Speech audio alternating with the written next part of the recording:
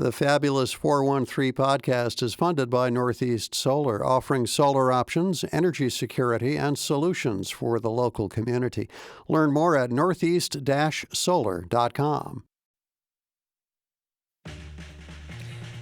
Welcome to the Fabulous 413. I'm Khalees Smith. And I'm Monty Belmonte, and we're doing a thing on the show today that we have never really done before. Which is to say, we're taking our full episode to explore a single topic. All of today, we are talking about ticks. The worst of the arachnids, the worst. And full warning to anyone with severe arachnophobia, this is not the episode for you. But it definitely is the episode where we'll learn much more about those bloodsuckers than we expected. So let's head up to Amherst, home of Tick Report, to discover maybe not all, but definitely a lot about ticks. TikTok might be an app for the kids, but that is not the kind of TikTok that we're about to have right now. Already off to the races. Yeah, I've been waiting to just say that to get it going here. We've been working on it for days. We are off of Triangle Street in downtown Amherst at the home of Tick Report, or tickreport.com. What's your official name? The Tick Report Testing Lab, but tickreport.com works. Full disclosure, an underwriter of NEPM. But this is an important resource pre-pandemic. The thing that everyone was worried about every day, especially from spring to the beginning of winter, was ticks and Lyme disease. Then something happened with some other public health crisis, and it seemed like Lyme disease didn't exist anymore. But every time you got a little bit of a cough, you were going to test yourself at home a million different times. Yeah, I mean, it's still here. It's still doing weird things because there's a lot of stuff that's still coming up that seems to be linked to ticks that people didn't think was linked to them before. Yeah, and it's more than just Lyme disease. Are you the executive director? Is that the name of your title here, or what's your role? You can call me the education director. The education director. One of many hats I wear, but yeah, education and outreach is a huge part of what we do. Paul Killinger, tell us the origin story of the tick testing lab here in Amherst. So tick testing has happened for decades, where you go out and essentially you take a piece of cloth and you drag it across a field and you flip it over with tweezers. You do a mad dash to collect all those ticks. Then you take them back to the lab and you can do DNA testing to figure out if they carry the bacteria that causes Lyme or all sorts of other things. And we learn all sorts about tick life cycles, what they're feeding on, how they're doing. Some of that is to look directly for public health. Some of it is to figure out, are there ways we can maybe prevent some of the damage they do? But that is kind of the classic scientific way where you do that. And then after a while, you would write it all up. You would do some math to show that the results are correct and significant. And then you publish it for the other 45 people on the globe that study the same thing you do. Only 45? It seems like there would be more tick labs in other places that have high volume, or at least people noticing. Yeah, there are a few more people who are interested, sure. But, going into a very technical sort of channel that, hopefully filters out to medical providers, hopefully filters out to people like you and me who just go outside our homes once in a while.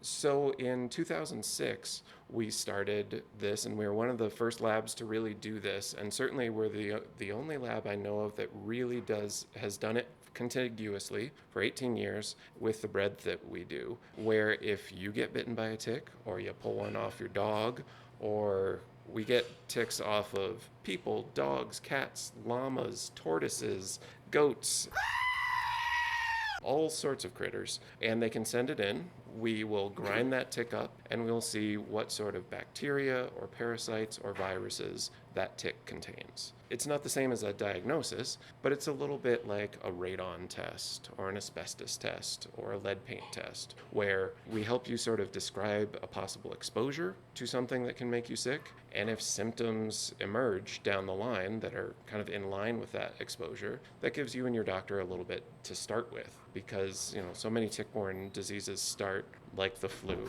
It's fever, fatigue, joint aches, headaches, and that could be just about any tick-borne disease or any number of other things.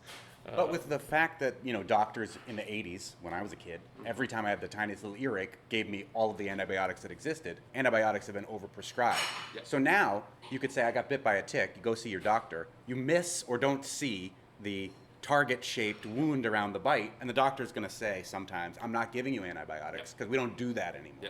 But If you sent your tick into the tick lab and said, no, but the tick that bit me got tested and it had XYZ, it had Lyme, they may then prescribe it for you and be able to knock out the disease that may have come with that tick. That's one of the possible outcomes. I mean, that rash, it's hard to say, but it might appear for as few as 25% of people. And all the other things that ticks carry, for the most part, they don't have that sort of telltale rash. So they're all starting with those vague symptoms. We can help narrow that down. I personally hope that we do maybe help people not push quite as many antibiotics out into the system. But there's also, the viruses that ticks carry. Antibiotics aren't going to help with that. And there's also very common pathogens, like the third most common tick-borne pathogen in Massachusetts and all the states that we touch is Babesia microti. Very treatable, but it's a red blood cell parasite. Antibiotics in it just pass in the bloodstream, wave hello, and they aren't going to do anything. So we need a slightly different drug to treat that. Still very treatable, but you have to know about it. So it has to be on your radar, on the doctor's radar. And I think in many ways, the reports that come from our lab hopefully kind of send a lot of doctors and people just down a rabbit hole to learn about a new weird little critter that can get into us. Oh, goodness. What if I should fall right through the center of... Ah! If you go down a rabbit hole, you probably will get some ticks. So you should do a tick check after. Unless you're me, and that's a question for later. What is the most unlikely place that you've gotten a tick from for the lab? On my bingo card, I'm only waiting for Antarctica. Wow. So we started in Massachusetts. It really was kind of a homegrown, grassroots, community-based thing. Based at UMass Amherst, right? Yeah, that's where we started in 2006, and we've partnered with towns to both do collection and education, and it has just sort of grown, and now we receive ticks from all 50 states all the time. Canada is a big one, but we've received ticks from about 28 different countries and everywhere but Antarctica. Finland is a weird hotspot for us. We've got fans. What's up, Finland? I don't know how the word got out. Next to Canada, we probably get the greatest number of international submissions from Finland. They have the Ixodes racinus, the castor bean tick, is a relative of our dear friend here, the deer tick. Public enemy number 1 here, carries a lot of the same pathogens, and so a lot of that testing really just copies over really well. One place you never got a tick from is my pocket. I brought some ticks with me. That's both great and terrifying. Here's my son's tick from May of 2023. Oh my God. But this one is from June of 24. It was a tick that was attached to my eyelid. Nothing makes you feel older than your eyes are getting so saggy that ticks want to nestle in your eyelid. It hurt to get that one off. If there's one thing that we can say about ticks, they have absolutely no respect for personal space. No, absolutely not. I'll tell you other places I have ticks off the air. Okay, so my fascination with this is that I have never gotten a tick bite. I've gone out in the woods with shorts on, totally inadvisable clothing. I have literally found a tick on me once, not buried, walking in circles looking really confused.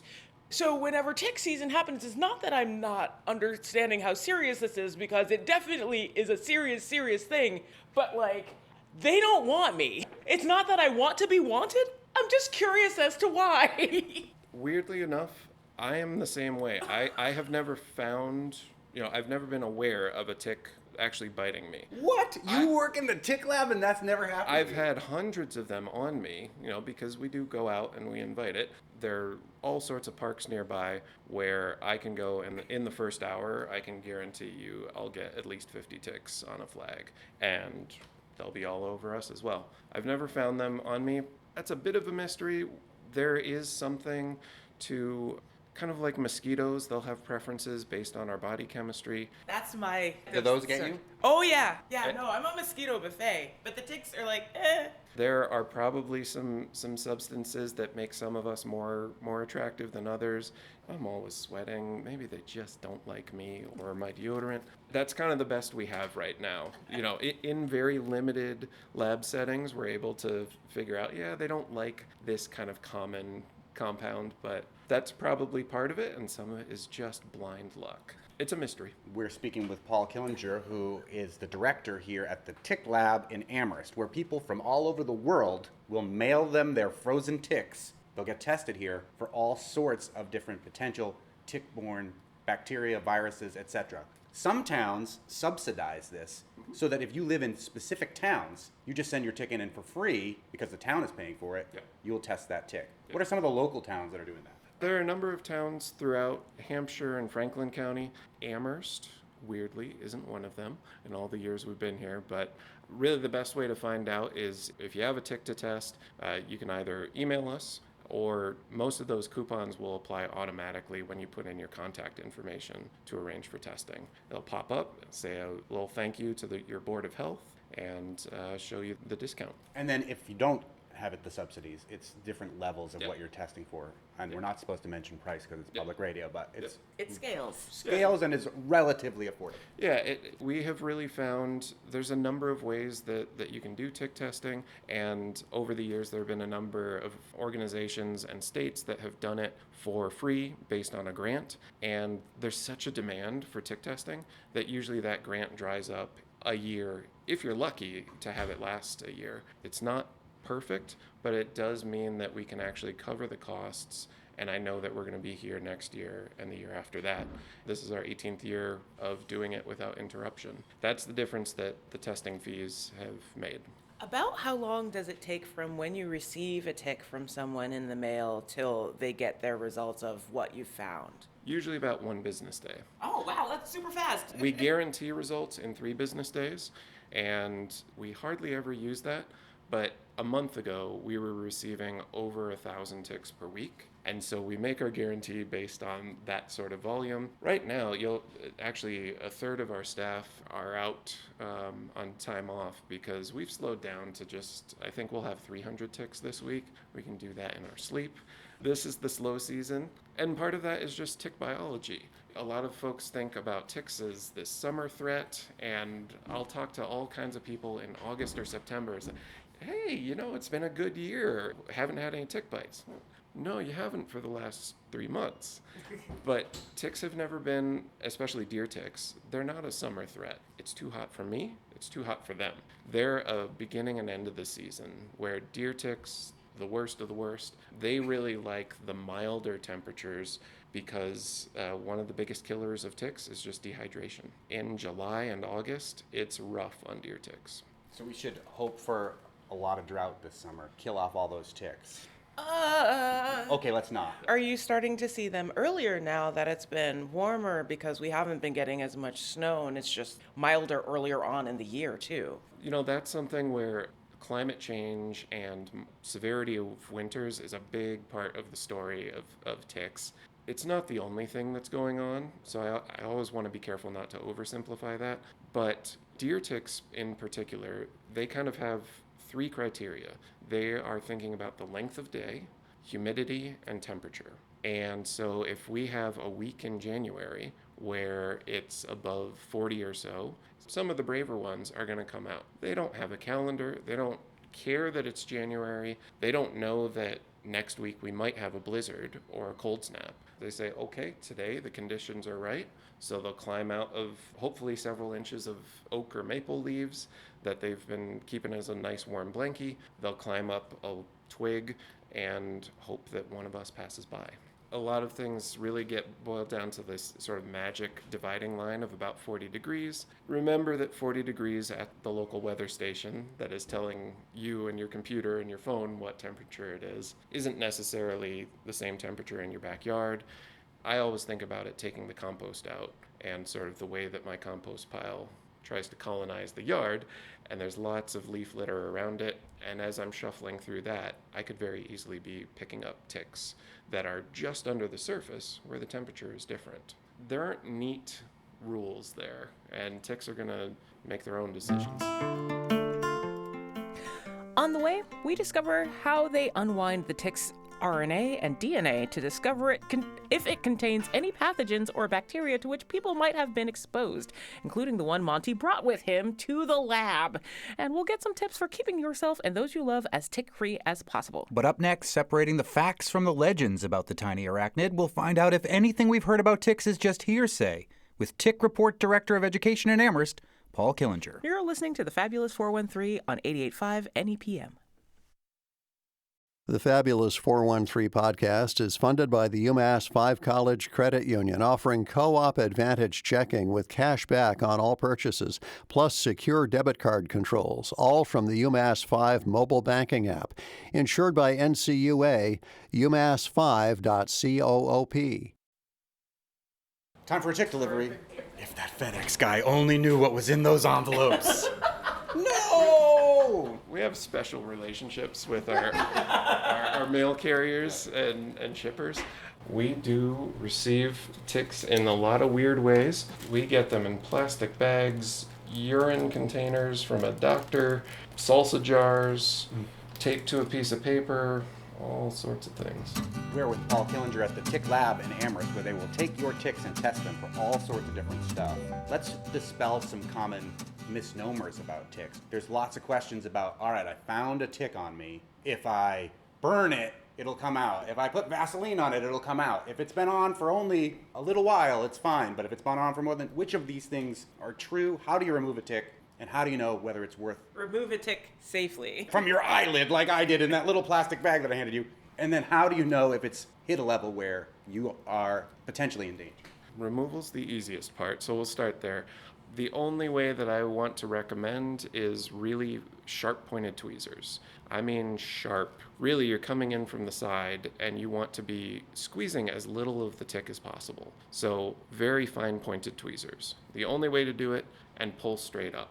There is this idea that the mouth parts of the tick are like a corkscrew. They aren't. I promise you. I don't care what somebody on the internet says. I can show you pictures. Really, it's like a harpoon with a bunch of little hooks. And the tick just pushes it in several pushes, kind of like a ratchet. And every push that it makes, a couple more of those hooks engage. And then, once it's fully in, it's going to kind of spit out some glue that it's going to squeeze into the hole around it. And so it's both mechanically attached and it has that adhesive. And the only thing to do is to get a good grip on that tick, pull it up, steady, gentle pressure, and pull it straight off. What about those tick twisters? Have you seen those things? Yes. Do those work, or are those bunk? You know, someone made those and marketed those, and that's their livelihood. And I don't want to be rude, but anything that you have that tries to remove a tick, kind of like a hammer pulling on a nail, as long as you do it the way that you would remove a nail from the wall, that's okay. Prying it up, do it. Don't twist it. Please don't twist it. For a deer tick, that little mouth part is a fifth of a millimeter wide, which is about a 64th of an inch in American, and it's not very hard, so it can break really easily. You know, you twist that and it's just gonna break off. A lot of people will swear in the comment section on social media, this works, it always comes out intact. I would love to look at that tick under the microscope, actually knowing what to look for.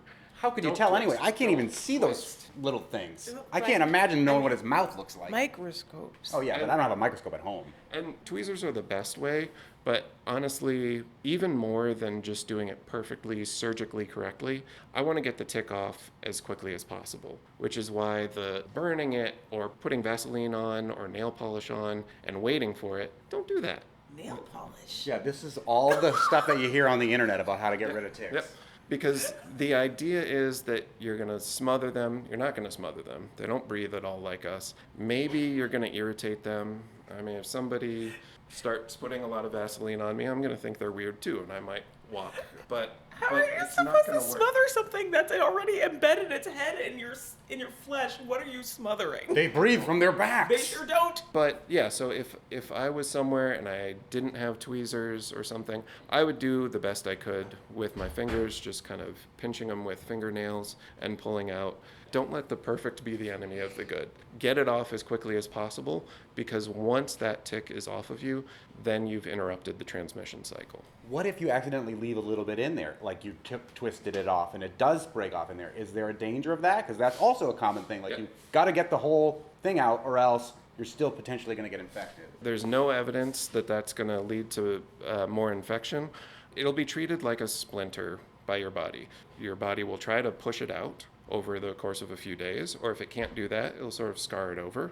Say, fine, you're staying here forever. So, But don't worry too much about it if you don't get the whole thing out. Don't panic if you didn't get the whole thing out. yeah, because if there is bacteria or something in that little piece that broke through, it's because that bacteria already passed through. This is something where I think the salivary glands on a tick are really, really crucial to transmission, where it's part of when the tick is injecting us with things or returning wastewater to the bite.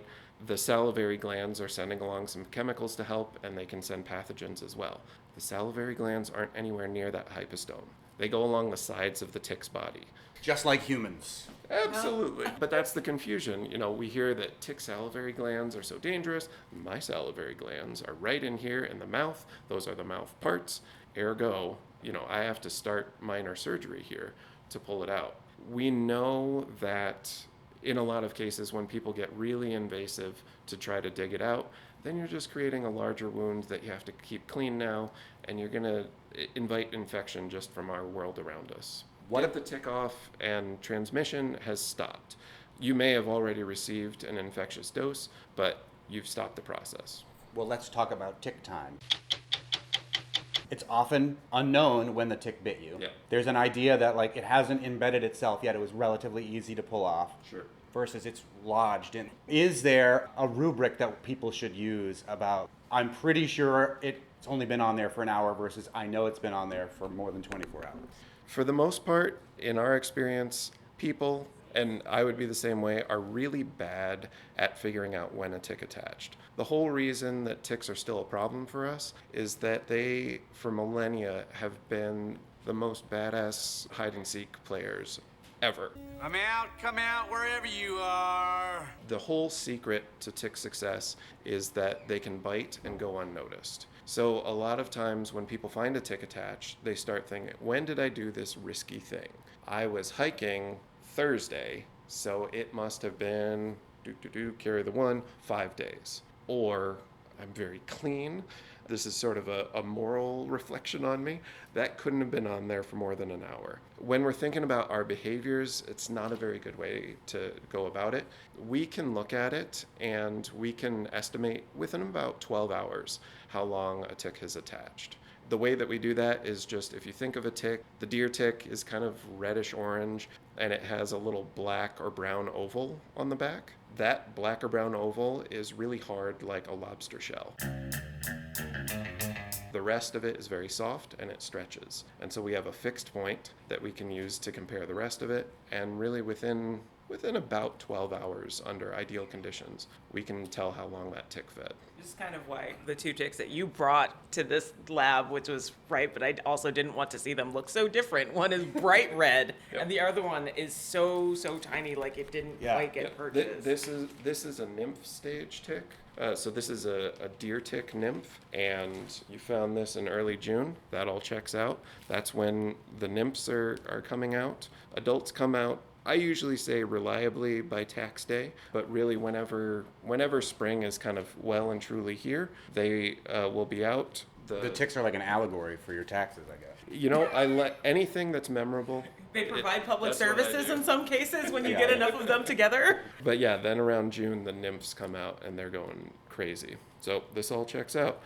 I mean, part of what makes that feeding estimate so difficult is also that identifying a tick properly is actually a lot harder than the internet gives it credit for. You know, my social media is full of people with tick problems, and they'll post this, say, I just found this tick on my 3-year-old, what do I do?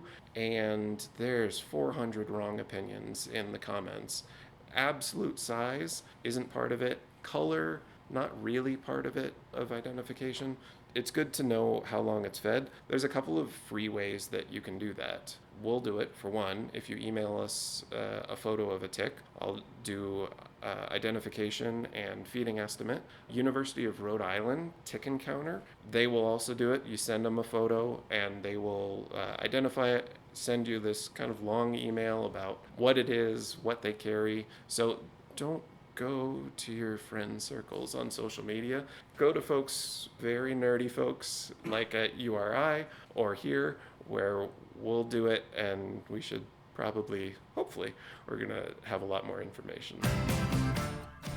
We'll get into more of the scientific rigor of testing ticks in a way that's up close and very personal with a tick I pulled off my own body, or technically my wife pulled off my eyelid, and see how the whole process works once Tick Report in Amherst gets a tick in the mail for their services. But maybe we want to be preventative and never see a tick on us ever. That feels a bit aspirational. That may be true, but Tick Report Director Paul Killinger definitely has some advice about inviting less of them to take a ride or sample of your platelets, including some very unexpected methods you might have expected us to list with those urban myths we just heard. Up next, keeping the ticks away as much as possible. You're listening to the Fabulous 413 in the Tick Lab in Amherst on 88.5 NEPM.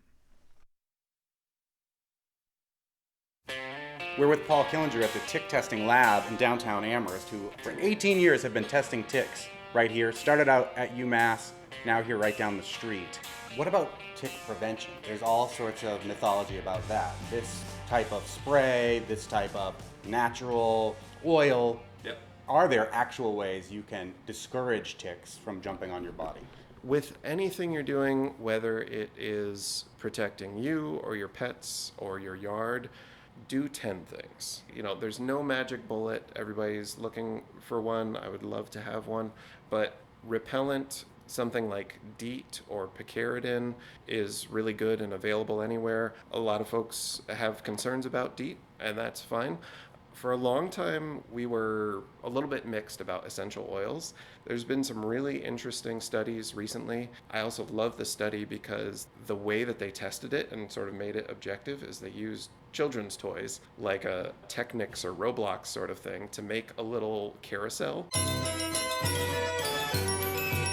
And they actually found that some essential oils are really good and actually last a lot longer. Like which essential oils? I have heard geranium oil. Is that one of them? You want to be very specific there because geranium, geraniol, it can get a little bit mixed. There are several essential oils that are a good choice. I also really like permethrin spray on shoes and clothing because I can do that maybe once a month or every other month, and then I don't have to remember it. This is really useful because if I forget it, at least my first line of defense is my shoes. And that's not something that goes on skin, so that is only for gear. And then really, and unfortunately this is year round, just being really good about checking for ticks. And you gotta be invasive. Ticks don't respect boundaries, so you can't ignore them either. Just flashlight in a mirror and reckoning with what age has done to you. Yeah. Turn it into a sexy experiment with your partner. Oh, I'd sure like to check you for ticks. And or a total shameful experience for your children. Yeah, just Lift that thing up. I have to look underneath it. Most ticks are going to get on us no more than 18 inches off the ground. And depending on the type of tick and the stage, they will crawl more or less. They'd like a place that's a little bit sheltered, but they also really like thin skin. So that's why things like back of the knee are easy. Thin skin, easier to bite through, and a lot of those places are also a little bit more protected, so they're less likely to be knocked off. But you really have to go everywhere. And when we look at kind of our data on a large scale, when I see a tick that has fed for 5 or more days, there's probably a 75% chance it was either on a dog or it was on a child under the age of 11, and it was in their hair. Because with a child, the tick doesn't have as far to crawl, so that's easier, and kids are going to roll in the grass more than I do, and they'll pick it up, and the hair is just great cover for a tick. So especially for parents, that's really good, just to always try to get in the hair as much as you can. Give all your children the Monty haircut and make your life so much easier. It's okay to have a shaved head twice a year. That's just sensible precautions.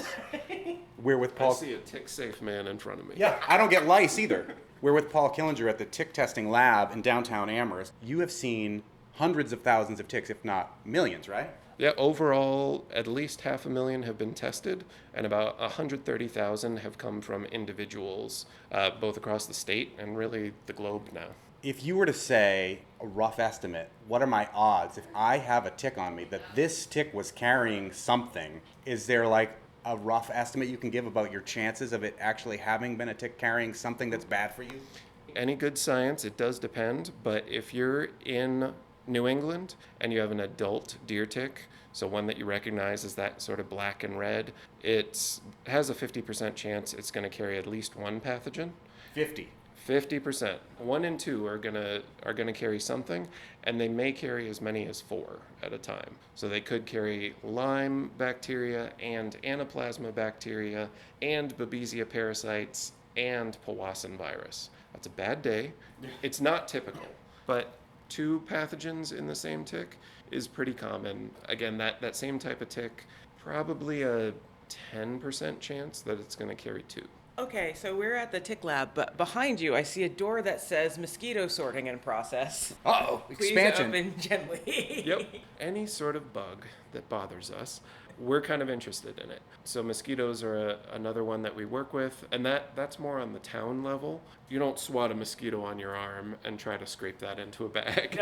No, I go full annihilation mode and try to kill as many as possible. And sorry for any respect of life, people. Yep. Yeah. So what we do there is with towns, we'll usually do about a 10-week season where every week we do traps, and you have traps that attract mosquitoes with light or heat and basically brings them into bait, and then a fan sucks them down into a net bag. So that's a very different thing, and it's much more like the traditional way of doing tick surveillance, where it's about the land rather than the people.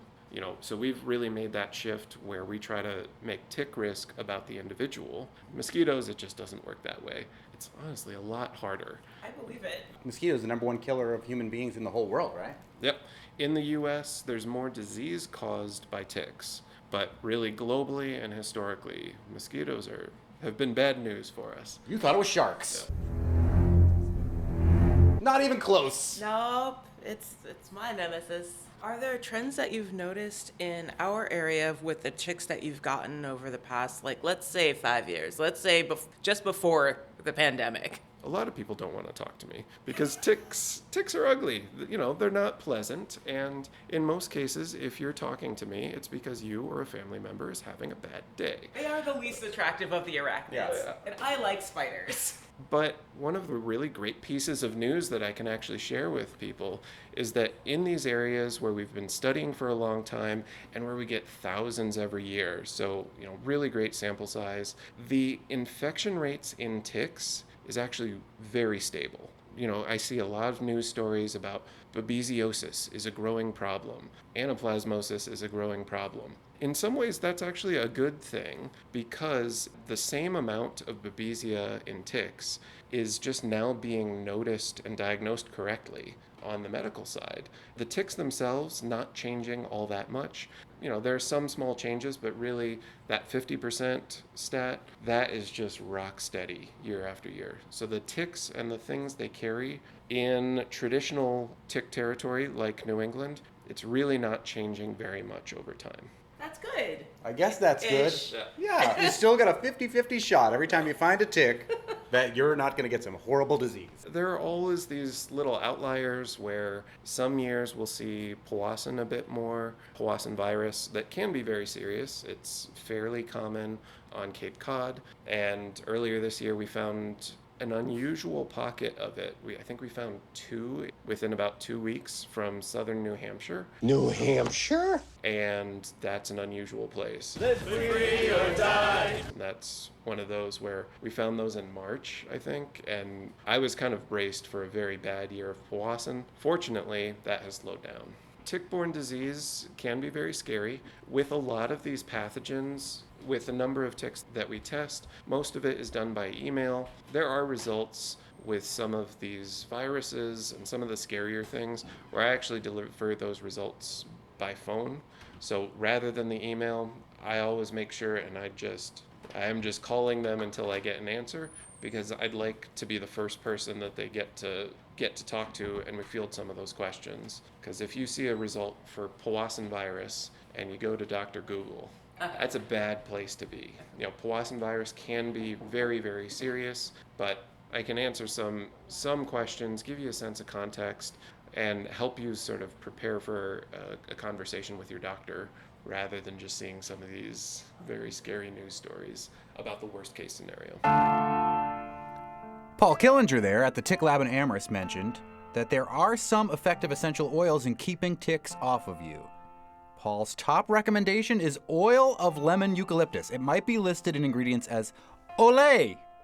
Paul says it seems to have very good effects, even compared to DEET and Picardin. Watch for specific labeling, not just eucalyptus oil, not just lemon oil of lemon eucalyptus.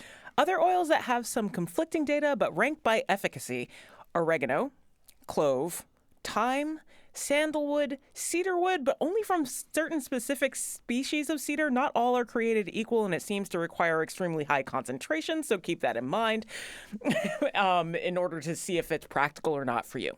Coming up, getting technical and scientific with tick identification. Well, we are in a lab, and this is our impromptu Science Tuesday. And we're about to get knee-deep in the evaluation process of Tick Report in Amherst. Director of Education Paul Killinger has already said that's a bad idea. But we'll be safe, and we'll get to see the tick that I pulled off my very own body up close. Just like it saw you.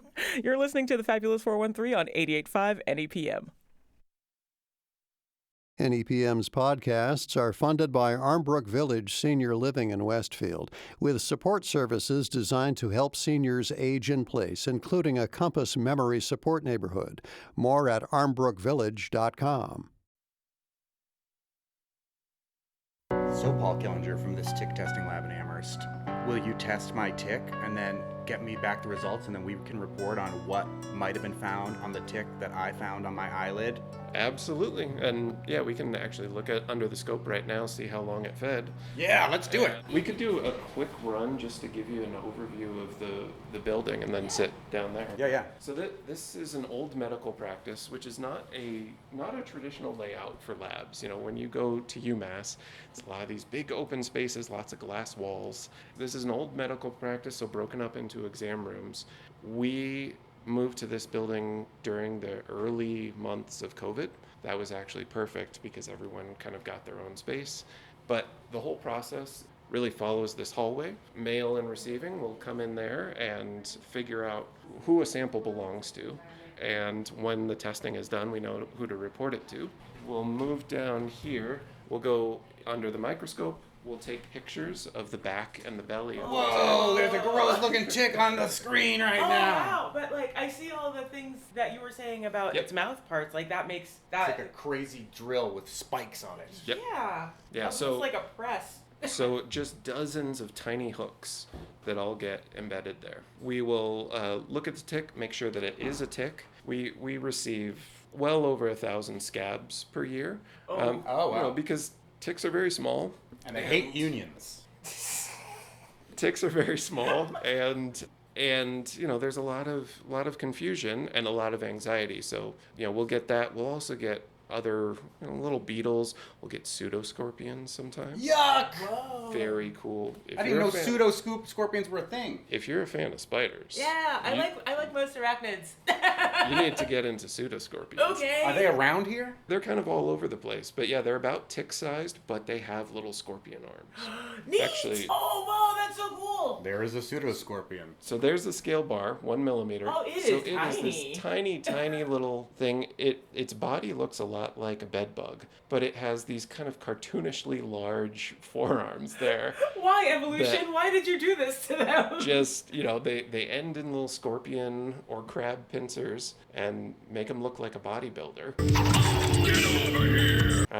And just like most spiders, even though they do look very creepy, it's another one that's very harmless and actually kind of helpful. They're going to go around and just try to eat other little things that we don't want around us. I love you, pseudoscorpion. Now I'm glad I don't have to fear you. We'll identify ticks here, and part of what's important for the pathogen testing there is that the species of tick really determines what's going to be most likely to be carried by it. So deer ticks, they are public enemy number one.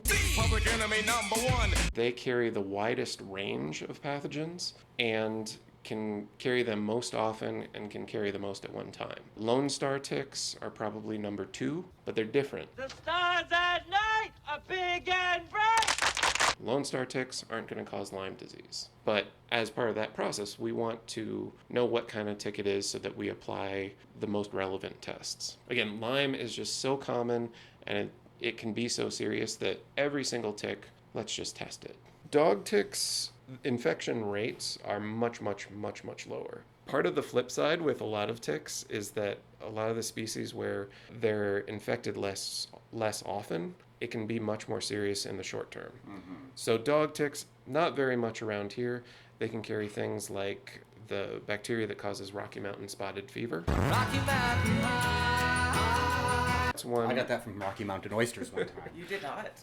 Well, same antibiotics. You can work with that. That's another one of those that if we find that, I call the person and just to try to emphasize that this is pretty serious. There's some of these where it's important to get antibiotics in your system within days if possible. So we'll identify it and we'll put each of the ticks into a little bead tube here. And it's basically a tube with a ball bearing, essentially, that in the next station is going to beat that tick up and turn it into a powder. That's the most satisfying part of the process. Take that, tick. This is Hannah. And Hi, Hannah. she's working on extracting DNA. Yeah, so we'll come in with those bead tubes and we'll have a whole rack of those tubes with a bead in them. Hannah's about to get very noisy. And it'll just shake it up, kind of like a paint mixer at the hardware store. It is about as loud, and it turns the ticks into a powder. And then that powder lets us get to the cell walls. We dissolve them down, and then partly with the centrifuge that's making noise right now, and the different relative mass that DNA versus all those cell walls and proteins have, we're able to separate the DNA from everything else. And what leaves here is just this tiny drop of very pure water with all of the DNA and RNA from that tick suspended in it. And that's what we use to test. And then it moves on to the next room to actually do the analysis.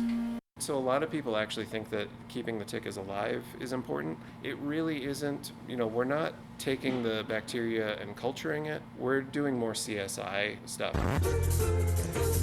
So we're really looking at the DNA from things that are dead, whether they arrive dead or we make them that way. And really, it's so sensitive that sometimes we'll even receive something where the envelope clearly got caught in like a sorting machine in the postal service somewhere. And you get it in the little weak hair envelope. That is a familiar envelope, but it'll come there, and even if we receive an empty bag, we can swab it CSI style, and we can usually there at least determine if there was a tick, and usually the species of tick.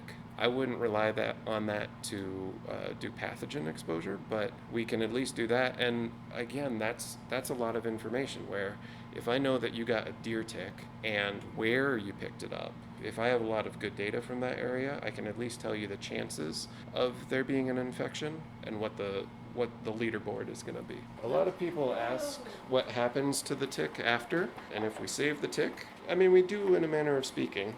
This little drop, which is just down in the very bottom of this tube, that is the suspended DNA and RNA from a tick that someone sent us. And that's really all that's needed. And we have freezers full of all of the ticks we've tested since 2006.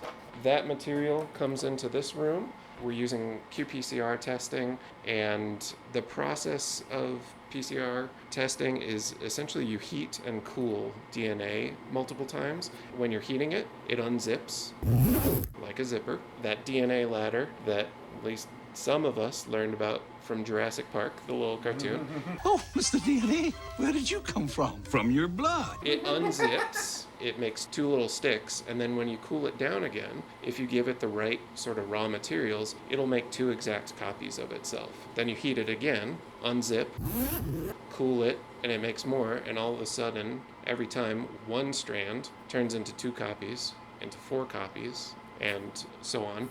And then we see that it magnifies when we shine a laser on it. If those raw materials have been used and they've made lots of little copies of themselves, we'll see essentially a reflection of a certain color, and we'll know that those pathogens are there. Why do you have 3 machines named after the Weasleys, Fred, George, and Bill? He's not Fred, I am. Honestly, woman, you call yourself our mother. Needed to give him a name. What are those machines? They all have serial numbers, and when we're talking about Fred's odometer says we need to do maintenance, it's a lot easier to say that than number X105G.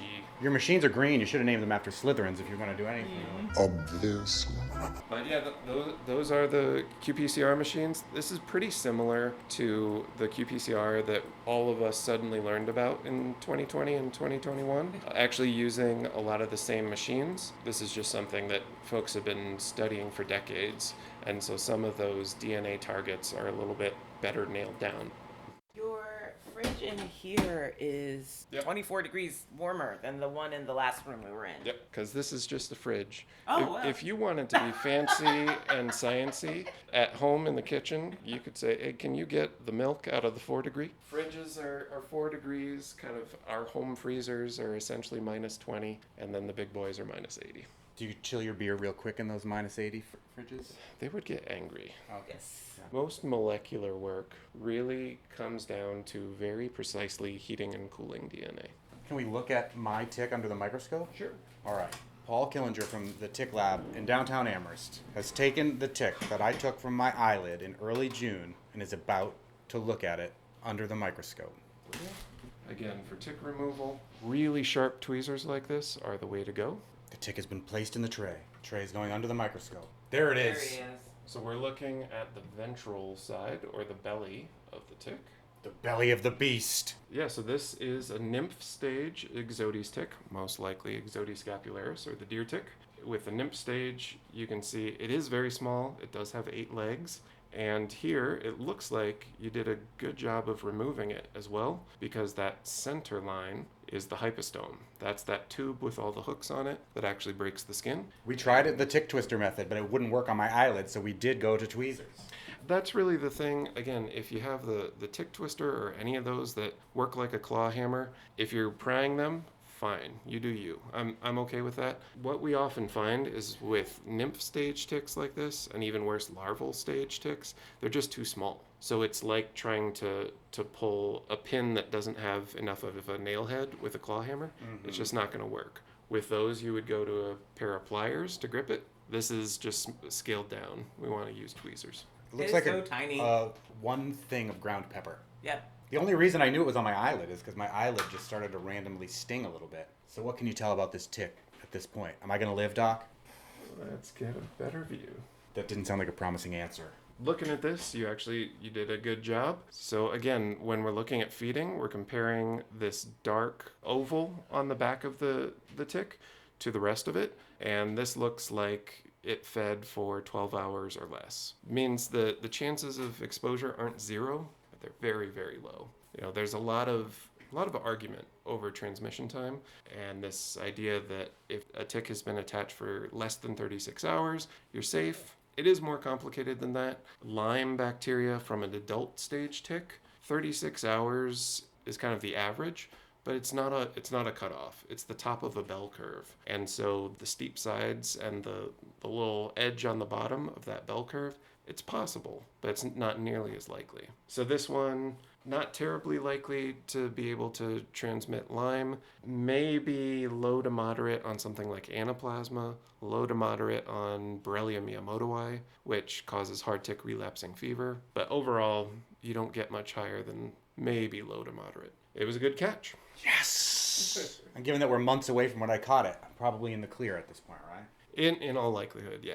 Nice. Yes. Now you just got to look out for September. Oh no.